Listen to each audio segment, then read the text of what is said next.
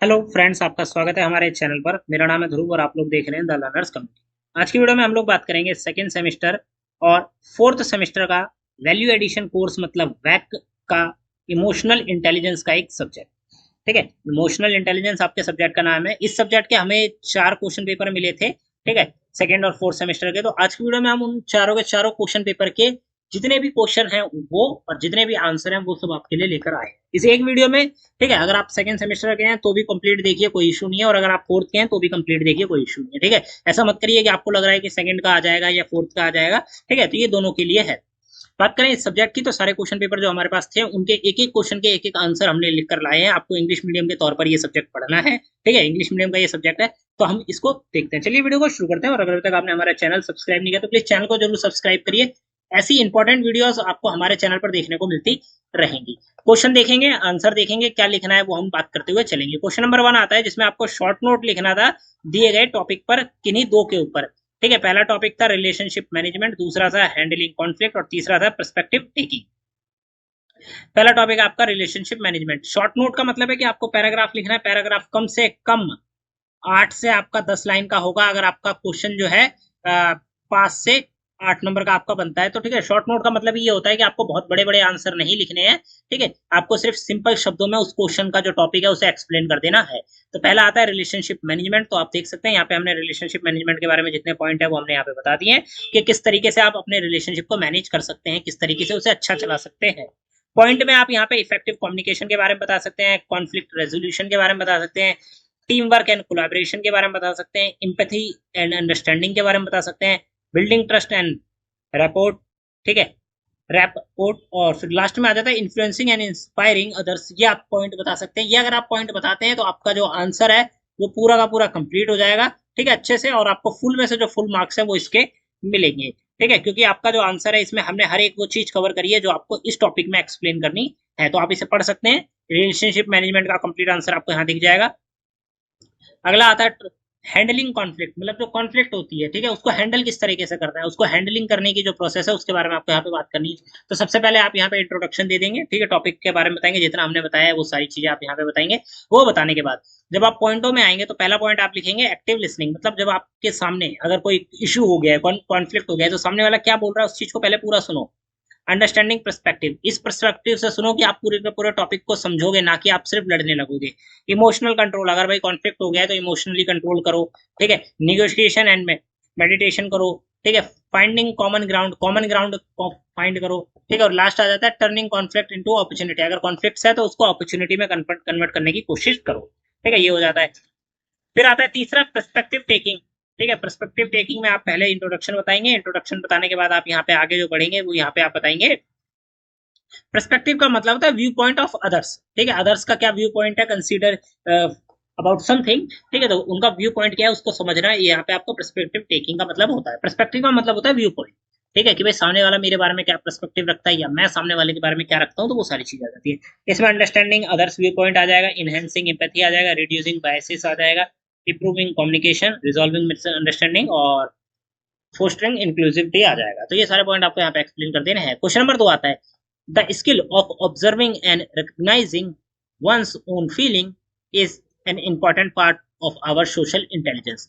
Explain this statement with the help of example. ठीक है, तो भाई यहाँ पे एक स्टेटमेंट दी गई है यहाँ से लेकर यहाँ तक। इस स्टेटमेंट को आपको क्या करना है, एक्सप्लेन करना है। स्टेटमेंट क्या है, द स्किल, एक skill of observing and recognising one's own feeling.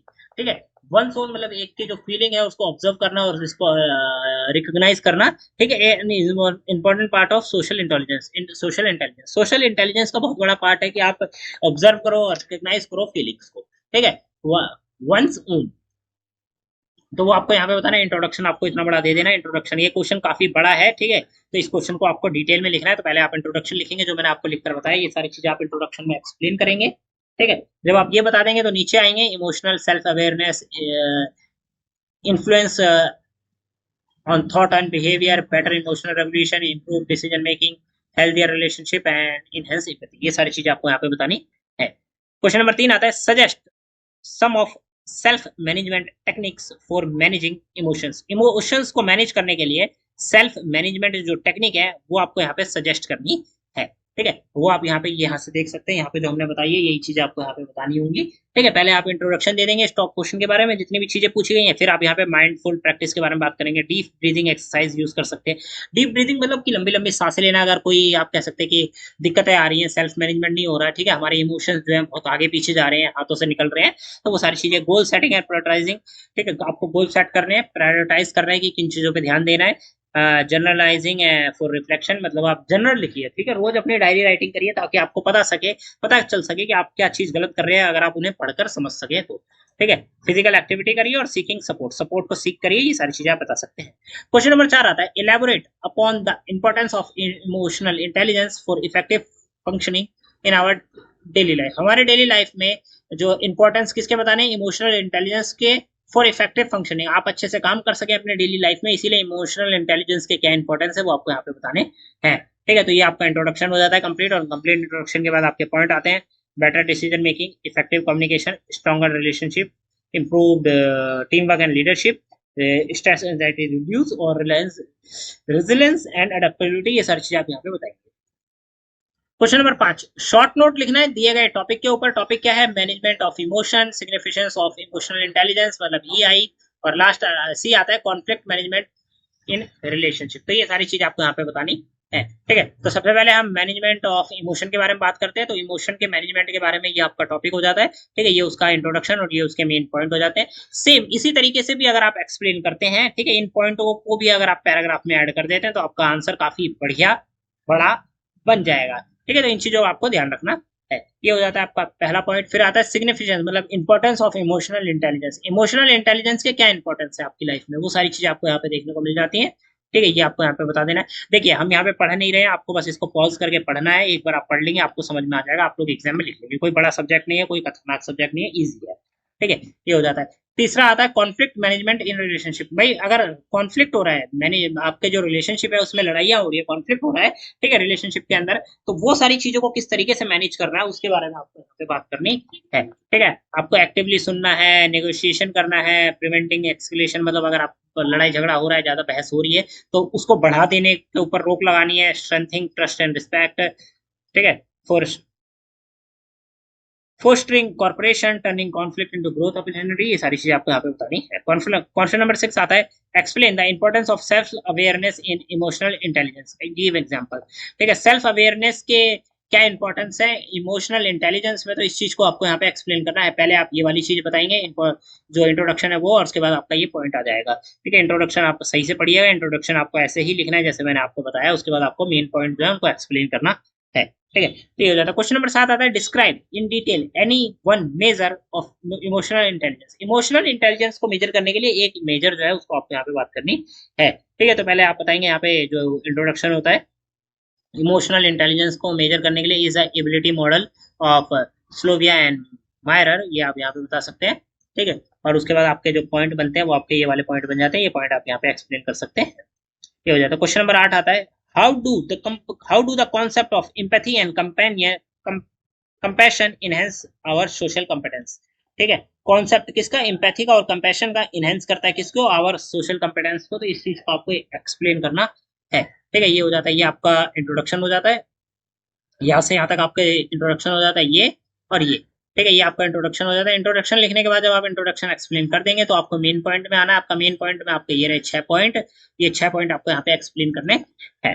ठीक है, क्वेश्चन नंबर 9 आता है, suggest one strategy to enhance emotional intelligence. एक स्ट्रेटेजी बतानी है जो कि इनहेंस करेगी किसको, इमोशनल इंटेलिजेंस को। तो एक तरीका, एक स्ट्रेटेजी जो होती है वो आपको यहाँ पे बतानी है। उसके बाद आपका ये आंसर आ जाता है। ठीक है, सबसे पहले आपका इंट्रोडक्शन आता है काफी डिटेल में, और डिटेल के बाद आपको ये सारे जो पॉइंट है, ये पॉइंट आप एक्सप्लेन कर सकते हैं अपने आंसर में। तो ये हो जाता है। क्वेश्चन नंबर 10 आता है, right short note any of the following. ठीक है, अब यहाँ पे आपको देख सकते हैं हिंदी में भी दिया गया है। ठीक है, हमारे पास जो क्वेश्चन पेपर था उसमें हिंदी में भी बात करेगी। तो भावनाओं का प्रबंधन, भावनात्मक बुद्धिमत्ता, जिसको हम ईआई भी कहते हैं, और रिश्तों में संघर्ष प्रबंधन, ये आपका सेम है। ऊपर वाले की तरह तीनों चीजें सेम है। ठीक है, इमोशनल इंटेलिजेंस का मैनेजमेंट कैसे करना है, मतलब जो आपके इमोशंस है उसका मैनेजमेंट कैसे करें। दूसरे वाले में बौद्धिकता, वो जो बुद्धिमत्ता है, मतलब इमोशनल इंटेलिजेंस है, उसका क्या महत्व है। और तीसरा वाला रिश्तों का संघर्ष के बारे में बात करी गई है, मतलब रिलेशनशिप में अगर कॉन्फ्लिक्ट हो रही है तो उस चीज को कैसे मैनेज करें उसके बारे में। मैनेजमेंट ऑफ इमोशंस देख सकते हैं, मैंने पढ़ के बता दिया 6 पॉइंट। अगला आ जाता है आपका significance of emotional intelligence. Emotional intelligence के क्या इंपॉर्टेंस है, तो वो इंपॉर्टेंस आपको यहाँ पे बता देने हैं।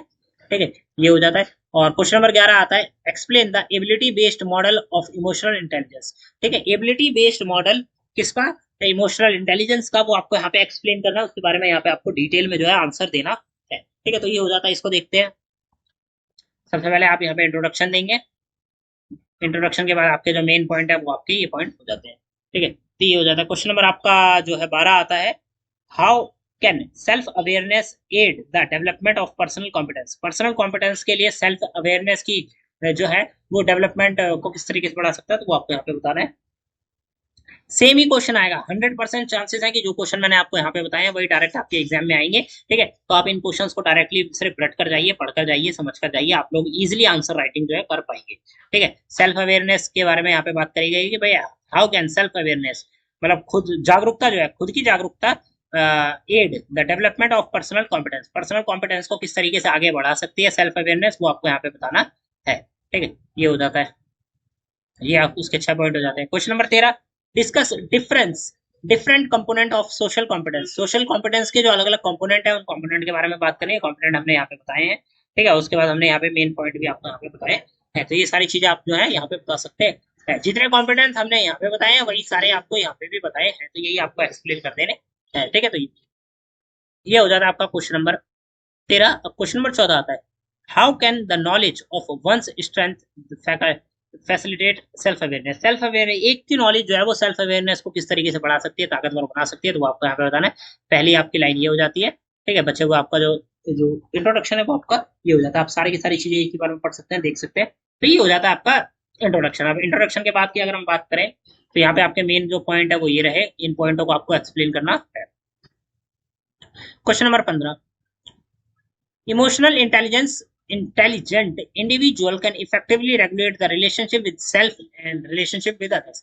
देखिए, एक आदमी जो कि इमोशनली इंटेलिजेंट है, ठीक है, वो अच्छे से मैनेज कर सकता है अपनी रिलेशनशिप खुद के साथ भी और दूसरों के साथ भी। भाई मेरी खुद के साथ क्या रिलेशनशिप है, मैं उसको मैनेज कर सकता हूँ। मेरे खुद के मतलब मेरी खुद की जो आप कह सकते हैं कि इमोशंस हैं, ठीक है, मेरी फीलिंग्स है, उनको मैं मैनेज कर पाऊंगा, और दूसरों के साथ जो मेरी रिलेशनशिप है उसे भी मैनेज कर पाऊंगा। तो वो आपको यहाँ पे पढ़ने को मिल जाता है। ठीक है, ये हो जाता है। फिर ये होगा, ठीक है, ये आपको यहाँ पे बता दें। Question number 16, explain some techniques for developing empathy. Empathy को डेवलप करने के लिए कुछ जो टेक्निक्स है वो आपको यहाँ पे पढ़ने को मिल जाएंगे, तो ये चीज आपको यहाँ पे बतानी है। ठीक है, ये हो जाता है आपका। तो यहाँ पे आपको पॉइंट है जो है इंट्रोडक्शन, वो आपको देखने को मिल जाता है, ये इंट्रोडक्शन हो जाता है। ठीक है, उसके बाद ये हो जाता है, और फिर आपके जो मेन पॉइंट है वो आपके ये आ जाते हैं। Question number 17, explain the role of social competence in emotional intelligent with example. इस चीज को एग्जांपल के साथ आपको एक्सप्लेन करना है। ठीक है, किसको सोशल कॉम्पिटेंस, रोल किसका सोशल कॉम्पिटेंस का इमोशनल इंटेलिजेंस में, विद एग्जांपल, एग्जांपल के साथ। ठीक है, तो ये आपका जो है इंट्रोडक्शन हो जाता है। इस क्वेश्चन का इंट्रोडक्शन आपको लिखना है हर जगह। ठीक है, इंट्रोडक्शन छोड़ के मत आइएगा, इंट्रोडक्शन लिखिए। इंट्रोडक्शन का मतलब है कि क्वेश्चन में क्या पूछा गया है उसके बारे में आपने 5-6 लाइन में शुरुआत में एक्सप्लेनेशन जो है वो दे दी। ठीक है, ये हो जाता है। फिर उसके बाद आपका ये जो मेन पॉइंट है ये आ जाते हैं। क्वेश्चन नंबर 18 आता है, what is mixed model of emotional intelligence. Emotional intelligence का मिक्स्ड मॉडल क्या है, how how does it differ from ability model. ये और ये एबिलिटी मॉडल से मिक्स मॉडल क्यों अलग है, ये भी आपको यहाँ पे बताना है। ठीक है, तो ये हो जाता है आपका इंट्रोडक्शन।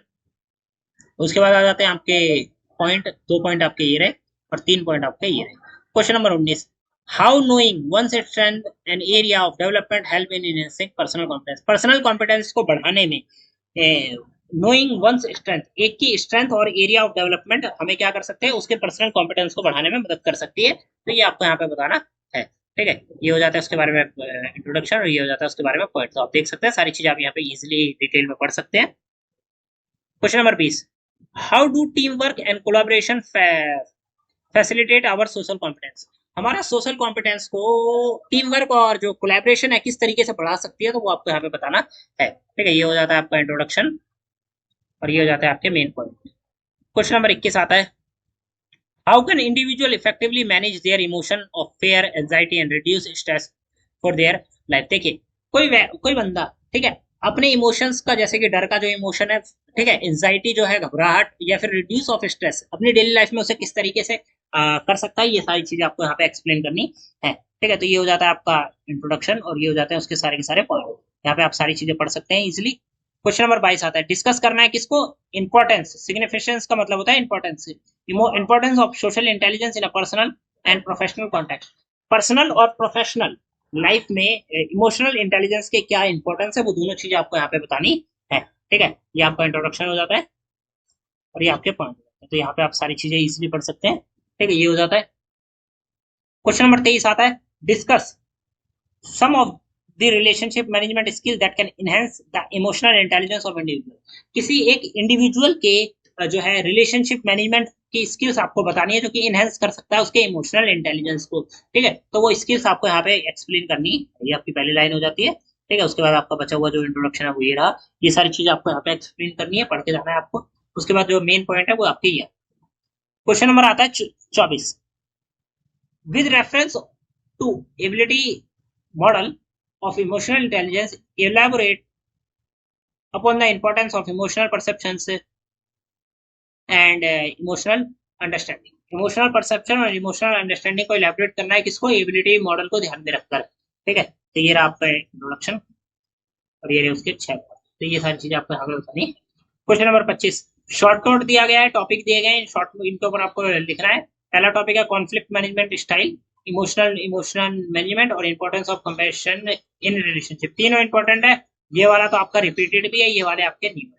ठीक है, पहला आता है कॉन्फ्लिक्ट मैनेजमेंट के बारे में। तो कॉन्फ्लिक्ट मैनेजमेंट के बारे में आप बता सकते हैं कि भाई कॉन्फ्लिक्ट को कैसे मैनेज किया जा सकता है। ठीक है, तो ये उसका इंट्रोडक्शन हो जाता है, ये उसके मेन पॉइंट हो जाते हैं। ठीक है, फिर सेकंड आ जाता है इमोशन मैनेजमेंट का, तो ये आपको हो जाता है इंट्रोडक्शन, ये हो जाते हैं उसके पॉइंट। तीसरा आ जाता है importance of compassion in relationship, relationship में इंपॉर्टेंस ऑफ कंपैशन जो है वो आपको ये बताना है। ठीक है, उसके बाद आपके जो मेन पॉइंट है वो आपके ये। क्वेश्चन नंबर आता है 26, ये भी आपका शॉर्ट नोट बेस्ड क्वेश्चन ही है, यहाँ पे आपको 2 टॉपिक के ऊपर लिखना है, importance of empathy, self management through mindfulness, application और इमोशनल इंटेलिजेंस, ये आपको यहाँ पे लिखना है। ठीक है, तो पहला आ जाता है इंपॉर्टेंस ऑफ एम्पैथी, एम्पैथी के क्या इंपॉर्टेंस है उसके बारे में main point, self management through mindfulness. ठीक है, तो ये आपको यहाँ पे बता देना है ये, और ये हो जाता है। 27वां क्वेश्चन आ जाता है emotional intelligent individual can effectively relationship with. ये वाला क्वेश्चन आपका ऊपर भी पूछा गया, तो इस चीज को आप यहाँ पे चेक कर सकते हैं, रिपीटेड क्वेश्चन है, आपका ऊपर भी आया था, यहाँ पे भी आया है। ठीक है, तो आप इसके बारे में पढ़ सकते हैं, ये रहा आपका क्वेश्चन और ये रहे उसके आंसर। ठीक है, और ये उसके मेन पॉइंट। तो यहाँ पे आपका इमोशनल इंटेलिजेंस का कंप्लीट क्वेश्चन पेपर हमने दिखाया। ठीक है, बहुत सारे क्वेश्चन रिपीटेड थे, तो सारे क्वेश्चन आप एक बार पढ़ के जाइएगा। ठीक है, आई होप आपको यहाँ पे सारे के सारे जो क्वेश्चन है मिल जाए। जितने भी पीडीएफ में मैंने आपको क्वेश्चन दिखाए ये सारे के सारे इंपॉर्टेंट है, इनको पढ़ के जाइएगा, एग्जाम में इजिली आप लोग अच्छे से जो है नंबर लेकर आ पाएंगे। ठीक है, तो यहाँ पे आपकी वीडियो खत्म होती है, डिस्क्रिप्शन बॉक्स में लिंक मिलेगा हमारे साथ कनेक्ट होने का, टेलीग्राम और इंस्टाग्राम पर डायरेक्टली आप लोग हमारे साथ कनेक्ट हो सकते हैं। मिलते हैं अगली वीडियो में, thanks for visiting on my channel guys.